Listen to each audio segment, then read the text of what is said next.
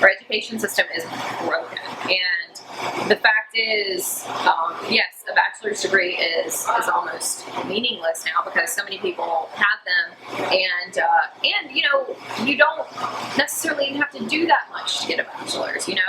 For many fields.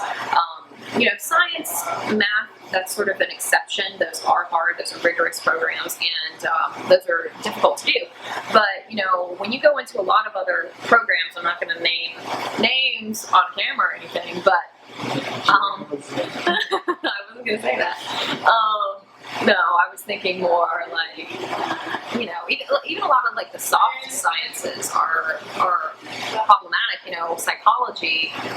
If you don't do a master's and a PhD really in psychology, you can't even get a job. People that study things like sociology, they're pretty easy, they're pretty straightforward, and I don't know that you're really getting, you might be prepping yourself to be able to do research later on. If you want to go do a master's or a PhD, and you have a specific problem you want to look at, those can be really interesting fields. But if you just get a bachelor's, you're not really getting that much. I've actually taken upper level sociology courses, and I'm just like, what are you getting from this?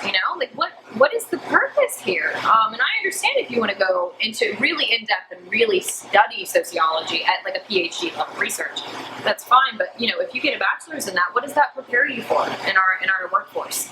It doesn't prepare you it prepares you to be a social worker, which we need a lot of those. But so our education system is broken at a grade school level. Really, is where it begins. We're not educating children the way that we should be. We're not preparing them the way that we should. Honestly, we should be able to include in high school half of the stuff that we are now teaching in college.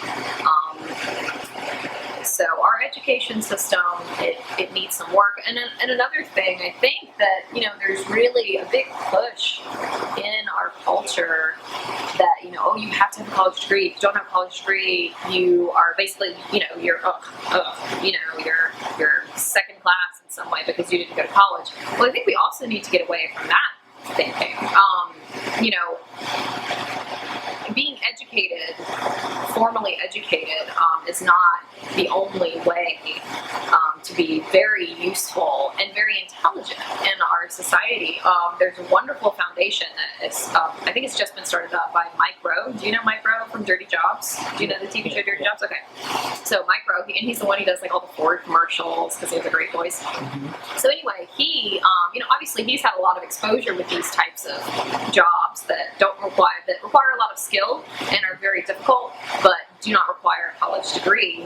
Through Dirty Jobs, he's had tons of this experience, and so he's developed a foundation that's actually giving scholarships to individuals that want to go to trade school.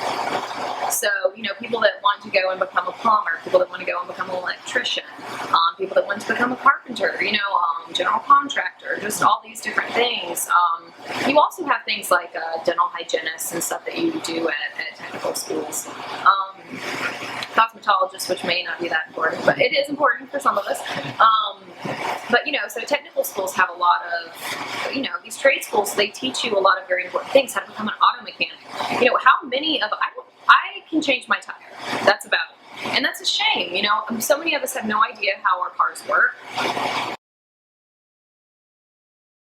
Well, like everything else in the world, it's all complicated. I mean, those are certainly what happened in terms of the draft and draft avoidance during the Vietnam era had something to do with that. But there are lots of things that affect that as well. For example, at some highly selective universities like Stanford, for a long time, they didn't give anything lower than a C. So a C was basically the lowest grade you can get at Stanford. And so what you have is a cultural change having to do with the way grades are given as much as anything else. And so it's hard to either, I know it's not easy to write journalistic articles this way, but it's hard to attribute it to one factor. There are lots and lots of things. As the cost of higher education has gone up, for example, And as universities talk more and more about their students being customers, you want happy customers. So I don't think it's a deliberate policy anywhere that somebody says give higher grades, other than places like Stanford that don't give D's and F's. But you're not going to go to a university anywhere and the president will say our policy is to give high grades because we want happy customers. But inevitably, those sorts of pressures work on the way the culture operates. So I think you get kind of a relaxation of the grading standards because of that. It's not a deliberate attempt by anybody to do anything, nor is it a conspiracy. It's just changes in the culture of grading. Hear some dictum coming down from the business community. You always have to take it with a grain of salt. I'm not saying that they're lying through their teeth or anything like that, so don't get it twisted. But the very frequent, there's been a mantra over the last 30, 40 years by the business community that our workforce is not being trained properly. Students are coming out with no skills. What good is this bachelor's degree? Well, in some respects, what they're doing is they used to have job training in their specific business. They would bring people in who didn't necessarily have a set skill that they were looking for, but could think. And that's the idea of a liberal arts education. We're not giving you a vocational degree. We're not training you to be, a lab tech. There's nothing wrong with being a lab tech. It's just that, we're not teaching you this A, B, C, D, and E of a specific job.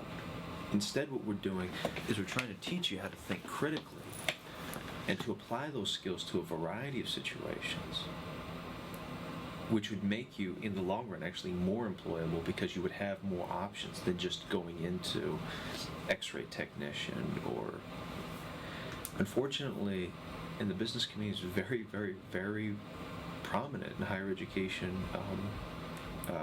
in higher education policy debates, that they've convinced a lot of folk that basically the kids nowadays are stupid, and that and that higher ed needs to step up its game and train students better for the workforce. Frequently, what that means is you pick up the tab for our workforce training. Instead of us doing the training, you do it for us, which means that public higher education in many respects is subsidizing private business ownership.